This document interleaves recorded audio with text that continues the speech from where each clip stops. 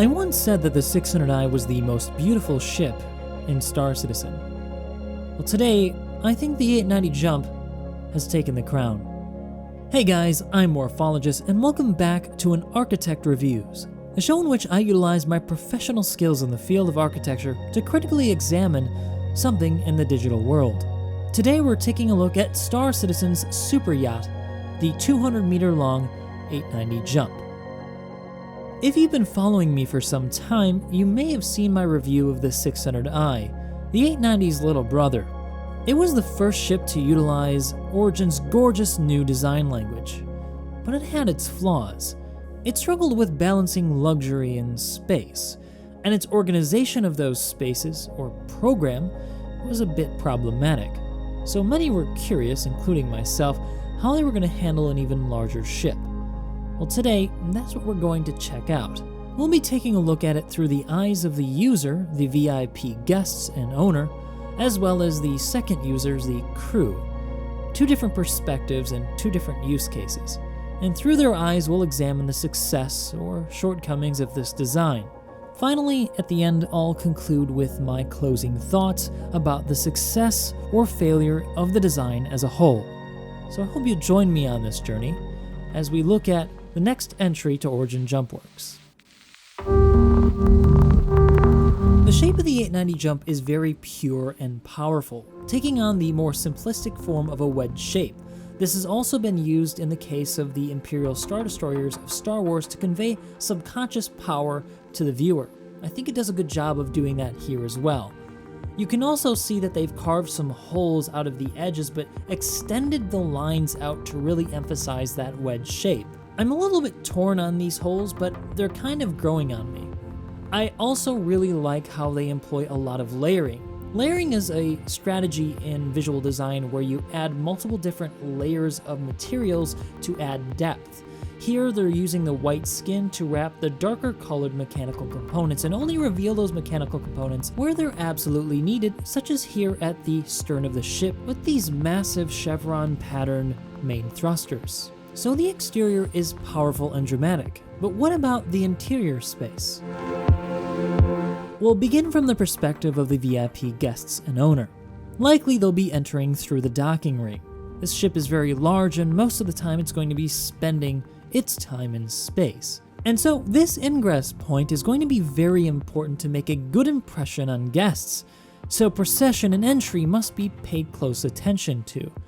Stepping through the threshold, it's immediately apparent to me that this has a connection to the same design language as was used in the 600i. I especially love how they seamlessly integrate the lighting strategy into that language, through recesses in the wall and on the floor. Also note how the entry is changed here as we round the corner.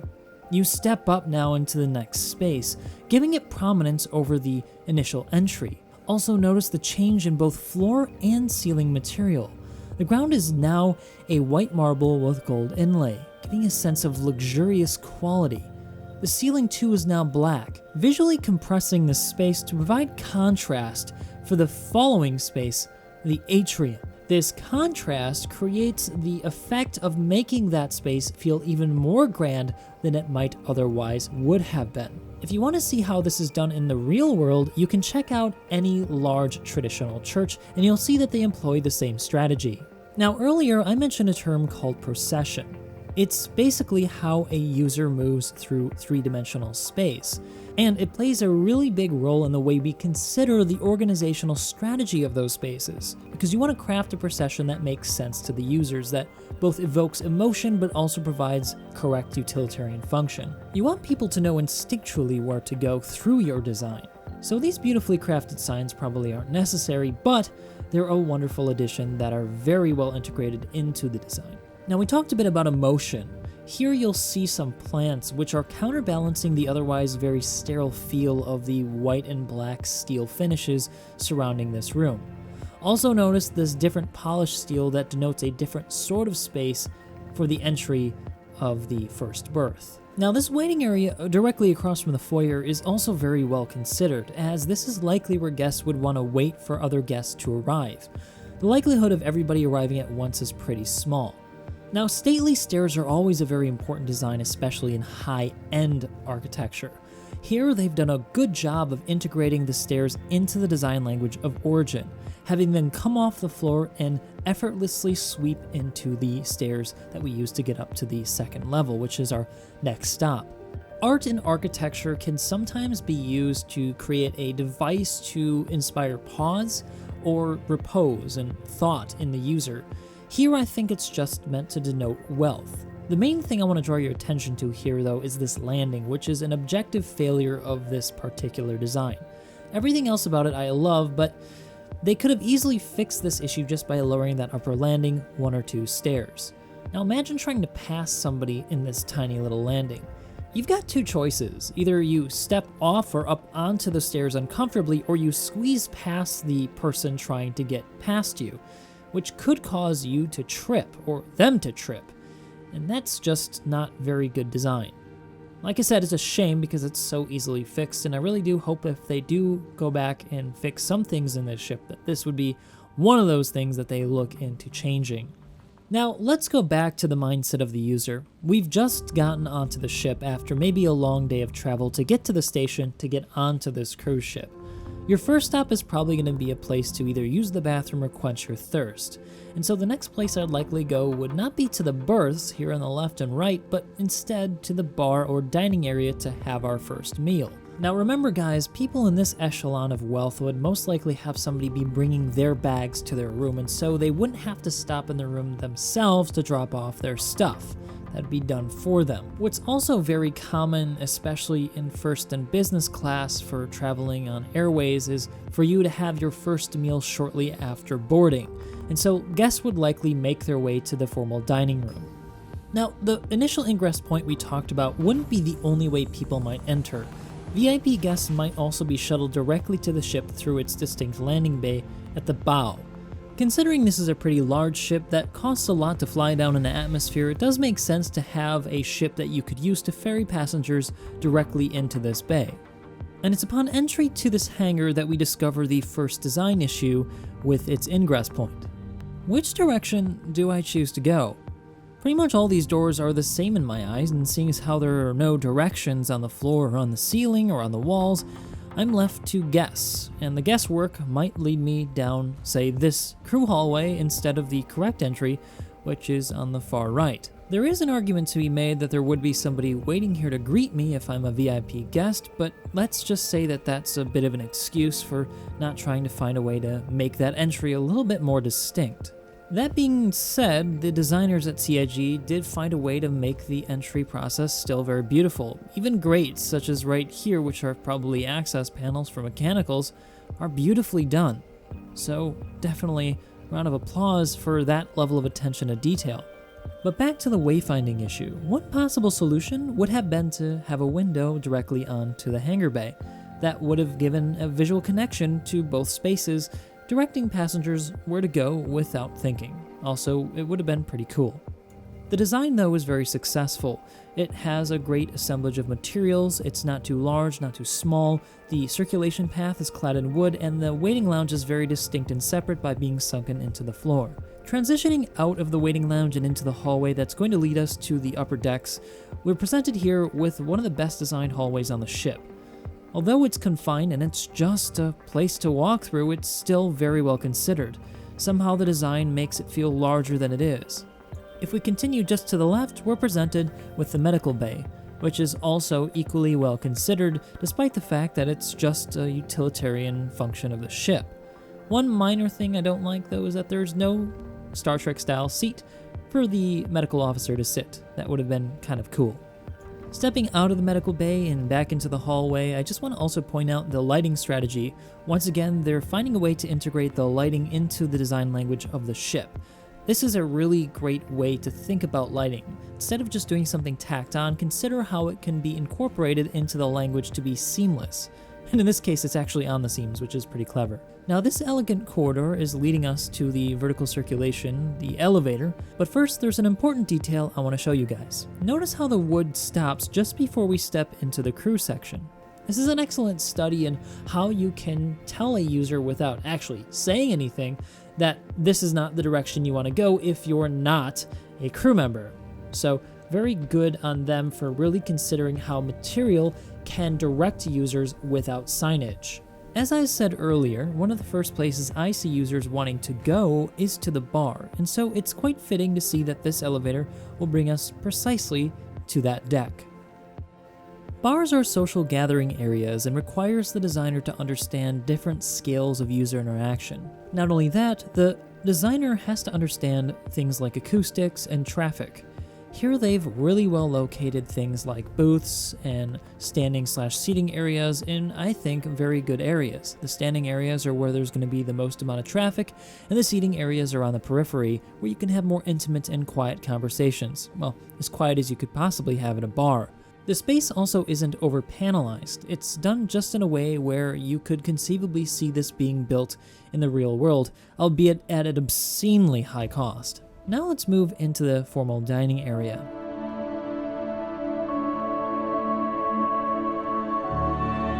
This is an important section because eating is an important human ceremony. It often involves things like business deals, and seeing as how this is a ship made for people of that sort of socio-economic level, we'd want to see something that was designed specifically well enough to impress guests on the ship and perhaps give them a bit of an edge to score that deal. It's also pretty important to consider where you locate the formal dining room. You want to make it central, but you also want to give it a really good view. You want to celebrate it, and this space is particularly well celebrated. Though I'm personally not that much of a fan of the wood they selected for the table, though I think using a wood was a nice thought. Wood brings warmth to the space, but this particular color finish could have been a bit more muted. It's a bit too orange and loud for my taste and reminds me too much of cheap corporate America business meeting tables. The ceiling plane is also treated very well. They reuse a pattern I've seen pop up throughout the ship, tying things together, but also the fact that it's raised and is used to introduce light to the room is a really good thought. Step ceilings are often used in the real world to introduce lighting, but also to give prominence to particular parts of the space. Though people don't look at the ceiling, it's something that we subconsciously acknowledge that directs our attention to a specific area. But now guests have filled themselves on their 10-course meal, surely filled with exotic foods, and it's time to unwind with a glass of brandy and maybe a cigar. They may retire to the bar, but more likely they're going to want to go somewhere a little bit more domestic and relaxed, and I think the atrium is a great place for that. And that's exactly where CIG has placed a communal seating area. They're well located just outside of the circulation path, and there's an assemblage of small to larger seating areas for different scales of conversation. Some of them are directed inward, whereas others are directed out towards the sure-to-be amazing view. In this case, we're overlooking the city planet of ArcCorp. There are really only two issues I see here. First of all, the floor material is hard, so there's going to be a lot of echo here, and having intimate conversations might be kind of difficult when you have people sitting right next to you. And this is a big space, so there could be a lot of echoes already from conversations on the lower level. The other thing is that these seats are very visually heavy. I think it comes down to the base being a little bit too thick and inelegant. I would replace these seats right away. All too often, furniture is overlooked as secondary to the design of architecture, but in reality, everything's pretty equal. Now, on the 600i, there was a lot of wasted space where they just left it open for really nothing to be done with it. But here on the 890 Jump, it seems like they really thought through these spaces. So here in the corner, we've got a nice little intimate seating area, which I think provides a nice contrast to the more open seating area we just looked at. It might have been a little bit better to give the pathway around a little bit more breathing space, but I think it's great just as it is.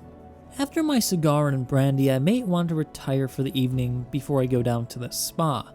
And I'm the owner of the ship, so I'll probably come here to the master suite.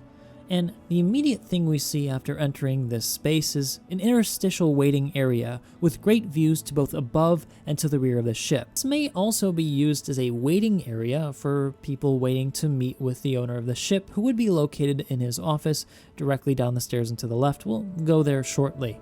I really like this material on the back wall here. It looks like it's some sort of acoustic corrugated material, and once again, they're integrating lighting into the design in a very elegant way. The stairs are consistent with the design language, and of course we have this beautiful stonework with the gold veining once again. But one of the best things they do in the space is locate the window directly across from the entry, which extends space outward. This is something I like to do in the real world. Always have a window at the end of a hallway or corridor when you enter through a door. It makes the space feel larger, and it includes the exterior as part of that world. Directly to the left of the giant window is the captain's ready room, or you can just call it the owner's main office. Now for me, Star Trek The Next Generation made me love the captain's ready room because that's where all the really important conversations happen. And so I'm glad to see that they've treated this quite well. The space has hierarchy where it should. The center of the room is the most well-lit area. It's a warmer lighting. As I've said in the past, it adds a bit more intimacy to the space, and the floor is treated also very differently by having a circle around that meeting area.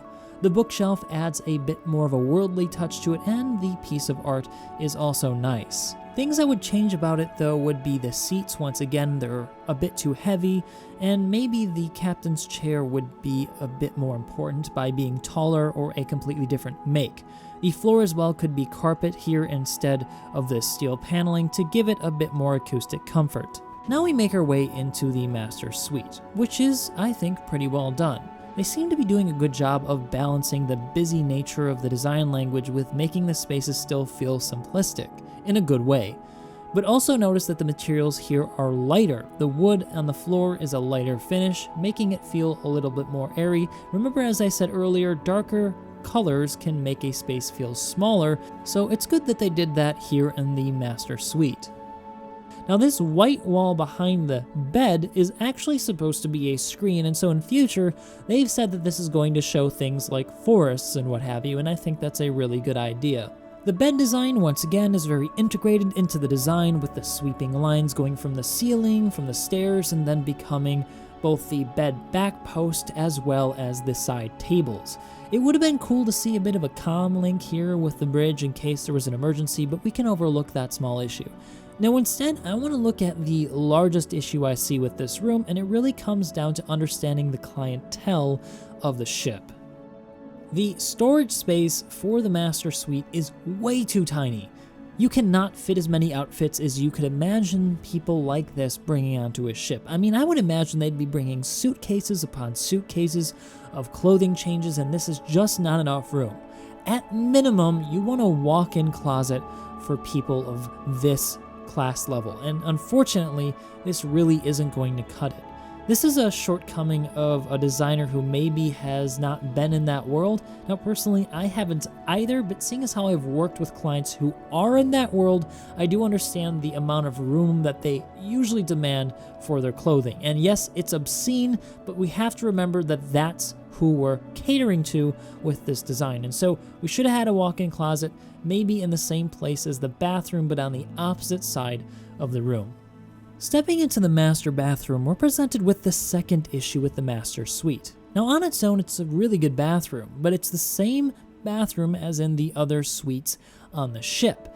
It should have been a bit more prominent. Now that's not to say I don't appreciate it. I think it's very well designed and comfortably sized. I also really like the two rain heads, the smaller one and the entire ceiling dedicated to being a shower head, but it doesn't have two vanities, which is the biggest issue I see with this space. You see, right now standard is for very high-end homes to have at least two vanities so that the two people, the owner and significant other, would have a place to use the bathroom together. I know it sounds silly, but this is fairly standard on high-end homes today, especially multi-million-dollar ones. Now let's make our way into the master suite private dinette, which I think is a really thoughtful addition. I imagine that the owner of the ship may be bringing customers or maybe even business partners on the trip with them, and this may be a trip to discuss future deals. And so having a place to gather your thoughts and maybe spend some time with your family in a private setting without having the pressure of being right in front of those clients might be a little bit more comfortable for the user. So I really appreciate that they thought that out and gave a private dinette to this suite. I'd also like to praise the designer here for their careful attention to the temperature of the lights. This is something that was overlooked, I think, on the 600i, where all of them were pretty cold. Visual warmth is important for a space to feel comfortable for the user. Usually we use 3500K in relaxed settings like domestic home settings and higher temperatures in places where you're working. But there is a bit of a strange problem with this space, and it may just have been a complete oversight, and that's how the floor material changes very suddenly right here, which is kind of impossible. I mean, I guess you could do it, but it's really weird. So I hope that they change this and just make it all that one solid, warm red oak color. But what about the other suites that are for the other VIP guests? Well, let's move on to those. Now, they're all identical, so we'll only take a look at one through this wonderfully crafted door. Immediately entering the space, we're greeted with a nice conversation area, which might be a great place to sit and wait for others to arrive to have a small, more intimate meeting in your quarters. They treat the ceiling again very well. It's a common theme we're seeing now in the ship, always paying attention both to the floor and ceiling design. The floor doesn't disappoint either. They're using wood once again, giving the space a much more domestic feeling, and the bed here with the screen is really gorgeous. If you'll remember in the beginning of this video, I had a pretty cool shot of it, and I really like the way they designed it. I also like that they thought of a place to sit and do business and that little desk there, and finally, the water tank is a nice little touch. It's definitely not necessary, but it does add a sense of opulence to the space that might not have otherwise been there. While the owner and guests may retire for the evening, some will probably choose to now go to the spa to unwind for the evening before heading off to bed. In design, architecture plays a big role in the way a space feels, but lighting too can have a massive impact. Here, for example, in the spa, instead of using harsh direct lighting which can produce hard shadows, they're using indirect lights by bouncing the light off of materials. The color temperature is also very low at around 3000 or 3500K, which is great for making skin look a lot more healthy and full. This is important because guests will likely feel uncomfortable to be half naked in front of colleagues or friends or maybe even family. Going back to design language, again, they're utilizing the swooping, unbroken lines to create benches, which is just really cool. And here at the end of this hallway, in the preparation area, we've got showers to prepare to go either into the spa or go into the pool or maybe even the hot tub. And that's a pretty good thought and what users will probably need. It is a bit open, which doesn't allow for much privacy if you're naked taking a shower, but let's remember that in this future, they're probably much more comfortable with multiple genders being in the same space naked, and judging by today, we're on a much more voyeuristic trajectory than we would have been in the past. People are much more open about showing off their bodies. After preparing, they're probably gonna walk on over here to the hot tub where the party will continue for some guests who are still awake. This is a pretty cool space. It's got a waterfall and it has a glass bottom into a fish tank, which is a really neat idea. I haven't seen this in the real world, but I'm pretty certain that this has been done at some point for a high-end client. I do like this mosaic on the back wall, but I kind of wish it was one of those big window walls like they have in the bathrooms that are going to be like windows out into the world or virtual environments. Then I would have moved the waterfall to block the entry to provide a little bit of privacy for the users so that they can feel a bit more transported into another universe. Moving from the hot tub and going towards the pool, though, we're going to run into one of the biggest issues I have with the spa, and you may have noticed it earlier in the video. The elevators go straight through it, and the walls are glass, which means that people just entering the ship or leaving the ship could see half-naked people walking through it. That could be kind of uncomfortable because these are two different use cases. There could also just be people bringing food up to the bar here because the service elevator is actually on the right. The solution to this is pretty simple. Just make these glass doors solid instead of transparent, and it's fixed. You don't want to eliminate access because you still want service people to be able to get to the people who are relaxing here to serve them drinks, but just, disconnect that visual connection. Entering the pool area, you'll notice that there are no connections to the outside world. And while this would be pretty neat, it's not necessary, and still it's somehow comfortable. Because I think they've done something clever here and themed it. I suspect the upcast lighting and heavy use of stone is meant to make this feel a bit like an underground cave. and it does it pretty successfully. If you guys didn't notice it before, I hope you'll notice it now. I'm almost positive this was intentional. The circulation path is a little bit tight. I don't think they should have had this come out quite so far. It would be uncomfortable to walk past somebody here, especially if you have people serving drinks who might accidentally trip or slip into the pool. Kind of a small oversight, but we can kind of look past that. But I would be remiss if I didn't mention how these deck chairs are very well integrated once again into the design language here, with the decks becoming the seats. Pretty cool. But what about the people who make all the magic happen? Well, let's go behind the scenes now and see how their experience is on the 890 Jump. The designers among you will probably notice how different the tone and style of this space is. It's still Origin, you can still tell we're on an Origin ship, however, it's much more muted in tone and the materials are much less diverse. This is intentional because this is a much more utilitarian area. It doesn't have to be very fancy, but it's still very well designed. Here on either side of the cargo bay, we have engines A and B, which are still beautifully designed. And in the center of the space, we have what looks to be the central engineering section. Now, the one big design flaw I see about this space is that this is directly accessible to the cargo bay, which is a weak point of the ship. Should this ship be boarded, this would be one of their first targets, and because there's no protection, I would see this as being kind of a big issue. Now, you may argue that that's not where people could board, but they also located the gun racks just outside this space in the hallway. This suggests to me at least they thought that this might be the place where they'd want to equip their weapons to defend the ship. So if that's where you're defending from, wouldn't you want to make it a bit more defensible? This glass here in the upper catwalk might have also been removed to give it a little bit better of a defensive position to shoot down on invaders below. Now, to get an idea where we are, in case you're curious, we're actually just at the end of that hallway where I said it's crew access only when we came from the hangar section. And to my left here is actually an elevator which will take us to an escape pod, but also to just in front of the spa for the crew members. Now over here to the right you'll see a Jefferies tube ladder, and through this door, this is where the crew quarters are, but also one of the coolest features, the battle bridge. This is where you detach the saucer section to activate the multi-vector assault mode of the ship. Okay, I'm kidding, that's from Star Trek The Next Generation. But I really like the way this thing looks. The red lighting is an excellent touch, but it kind of makes me wish we had a button to make this red lighting show up everywhere on the ship so we can have a sort of red alert status for the ship as a whole.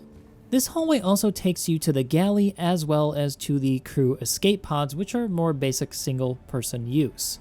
Now the galley is a pretty cool idea. This is actually meant to serve the restaurant on the upper deck, and there are a lot of little features that they added in here to make it make sense for its particular use case.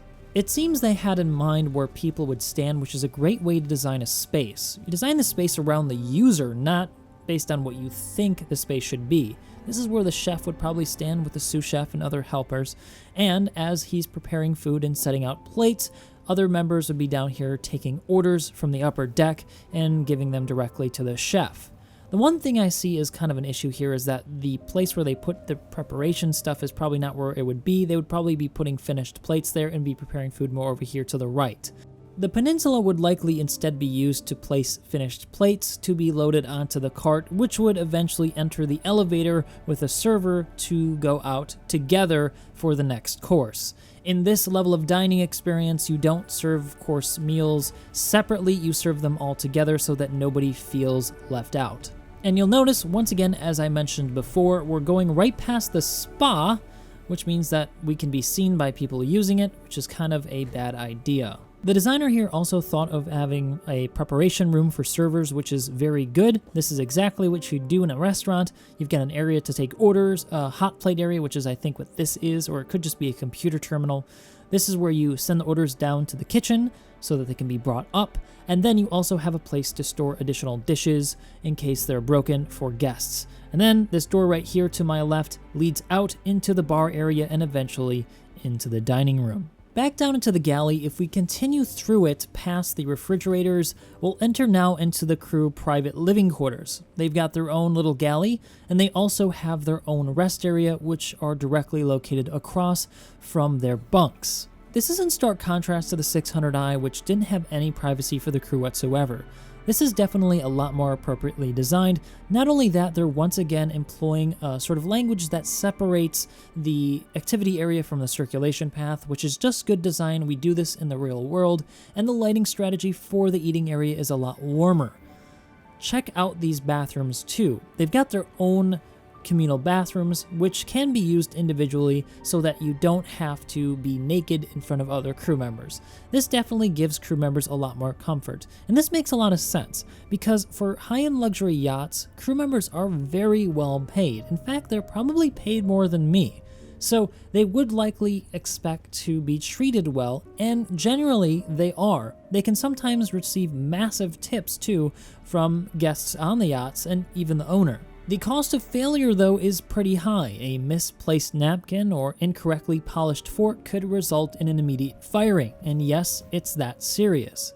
The bunks themselves are very well treated with nice hideaway storage in the left, some padded walls to the right to acoustically treat the room a little bit better, and the floors are also wood to give it a much more domestic feeling, again using the lighter wood instead of the darker wood to make a smaller space feel larger. You guys remember that door we went through earlier by accident? Yeah, that's how you get to where we just were. You can enter through this airlock where you'll find some EVA storage, and an additional room we haven't seen yet, the crew activity area, which is a good place for them to unwind. I mean, they're going to be on this ship conceivably for maybe as much as a month, so it's nice to have some distractions to prevent the crew from thinking too much about murdering the guests. Our last and final stop on this journey is at the helm of this mighty vessel, the bridge of the 890 Jump.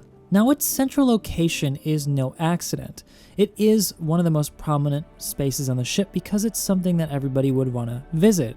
It has power because it is where the ship is controlled, and likely the owner of the ship would pilot the ship at some point. The upper deck has a bit more hierarchy so that if you wanted to address guests as they entered, you'd be a bit higher than them. And no space in this entire bridge is wasted, unlike on the 600i. It's spacious and yet very functional. The globe in the center gives you a readout of what's surrounding you or potentially a nearby planet. And then just on the periphery, we have these curved LCD touchscreens, which I think are a nice addition that the 600i, again, sorely lacked. They do fit within the design language once again, but they're also just darn cool. I want to go up and touch them to fire torpedoes. The look and feel of the space has power, and that's very successful. It's exactly what you'd want to see out of a bridge. The materials are luxurious and very fitting for a user who might also be the owner of the ship.